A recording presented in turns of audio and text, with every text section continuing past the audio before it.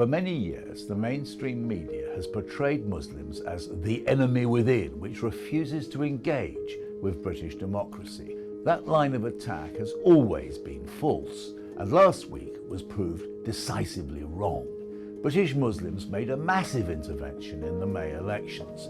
They abandoned Labour, voting instead for independent parties which support a ceasefire and have condemned Israeli atrocities in Gaza. By doing so, they sent out a message to Keir Starmer that his slavish support for Israel's Prime Minister Benjamin Netanyahu may cost his party dozens of seats in the looming general election. You might have thought, therefore, that British Muslims deserved praise for their principled engagement in British politics. If so, you would have been wrong. Over the weekend, their enemies simply changed their line of attack. British Muslims, say the media, now present an even more deadly threat to British democracy: sectarianism. Take, for example, the splash headline in the Daily Mail: dozens of pro-Gaza activists elected. The Daily Mail failed to mention that over 34,700 Palestinians have, according to Gaza's health ministry, been slaughtered over the last 7 months.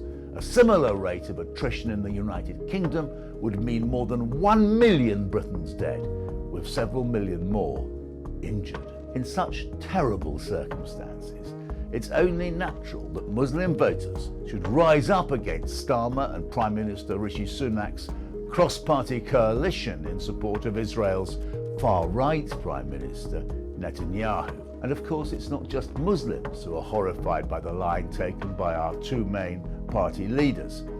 So are countless other Britons, including many Jews. There's nothing wrong with being a pro-Gaza activist, to use the clumsy Daily Mail formulation. In fact, the phrase is surely synonymous with support for human decency and principled opposition to the indiscriminate slaughter being carried out by the Israeli army. To the Daily Mail, such activism is, I quote, sinister. Most of the British media agrees, and so do the politicians. Don't forget that Islamophobia is rife within Starmer's Labour, though not as bad as Sunak's Conservatives, who persistently smear and target Britain's Muslim minority, always operating in alliance with a poisonously Islamophobic mass media. So it would have been entirely understandable had British Muslims recoiled from a democratic system that has treated them with disdain. Hearteningly, they did not reject British democracy.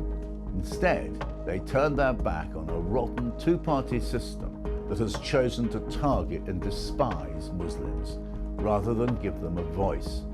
British Muslims have, in fact, voted in an entirely patriotic way. They've provided non-Muslim Britons with a lead by sending a warning to the political establishment. Sir Keir Starmer, who for so long saw his role as the Westminster point man for Netanyahu, has changed his tune. He's calling for an immediate ceasefire. This new language would never have happened but for last week's Muslim vote.